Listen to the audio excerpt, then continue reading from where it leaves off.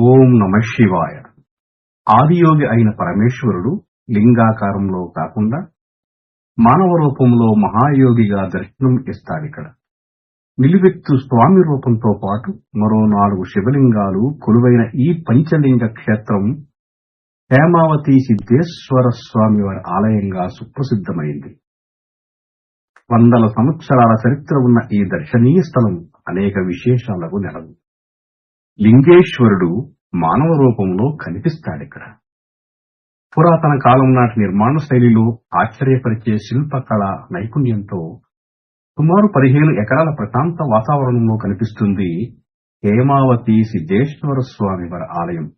దేశంలోని అరుదైన శైవ క్షేత్రాల్లో ఒకటిగా ప్రసిద్ధిగాంచిన ఈ ఆలయంలో శివుడు లింగాకారంలో కాకుండా మానవ రూపంలో సిద్ధయోగిగా దర్శనం ఇవ్వడం విశేషం.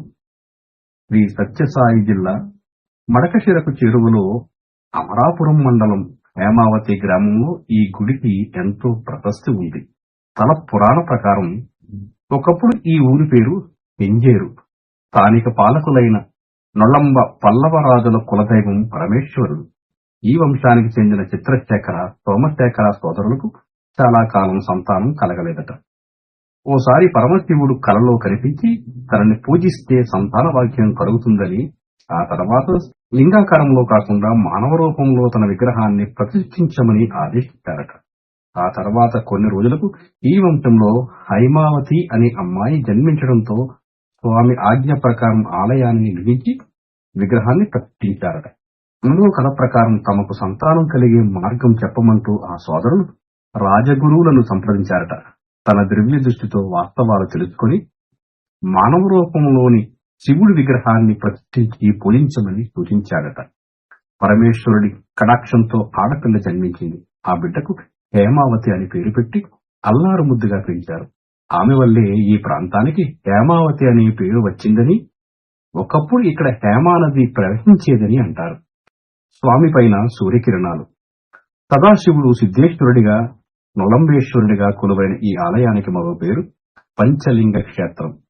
ఇక్కడకు వచ్చే భక్తులకు ఆ నీలకంఠుడు సుమారు 5.8 అడుగుల ఎత్తులో పానపట్టం పైన కూర్చుని చతుర్భుజుడిగా పడమర వైపు దర్శనం ఇస్తారు. డమురకం, త్రిశూలం, భిక్షపాత్ర, అభయముద్రతో కటాక్షించే స్వామి శిరస్సు పైన సూర్యచంద్రుల రూపాలని స్పష్టంగా చూడదు. ఇతర ఆలయాలతో పోలిస్తే స్వామిగా అభిముఖంగా ఉన్న నంది విగ్రహం కాస్త పక్కకు తిరిగి ఉంటుంది. స్వామి దర్శనానంతరం ఈ ప్రాంగణంలోనే మరో 3 శివాలయాల్లో పూజలు చేసుకోవచ్చు. ఆ తర్వాత ఆవరణ బయట ఉన్న మరో సన్నిధికి చేరుకోవచ్చు. అన్నీ కలిపే దీన్ని 5 లింగాల ఆలయంగా పిలుస్తారు. దొడ్డేశ్వర, మల్లేశ్వర, విరూపాక్షేశ్వర, సోమేశ్వర లింగాలుగా ప్రసిద్ధి అయిన 4ంటికి బ్రహ్మసూత్రం ఉండటం గమనార్హం. సాక్షాత్తు బ్రహ్మదేవుడే యజ్ఞోపవేతాన్ని అలంకరించిన ఈ బ్రహ్మసూత్ర శివలింగాలు చాలా అరుదు. ఆలయంలో రామాయణ, భారత, భాగవత దృశ్యాలను చెక్కిన శిల్పాలు భక్తులకు ఆకట్టుకుంటాయి. కళ్యాణి బావిగా పిలిచే పుష్కరిణిలోని పవిత్ర జలాలకు సర్వరోగ నివారణగా పేరు. ఇక చైత్ర, వైశాఖ మాసాల్లో సూర్యాస్తమయ సమయంలో స్వామి శిరస్సు పైన సూర్యకిరణాలు పడే వైనాన్ని చూసి తీరాల్సిందే. అదేవిధంగా ఇక్కడున్న నంది విగ్రహాల్లో ఒకదాన్ని తడితే లోహాన్ని తట్టిన శబ్దం వస్తుంది. ఇంకా ఈ పల్లెకు శివలింగాల ఊరు అనే పేరు కూడా ఉంది.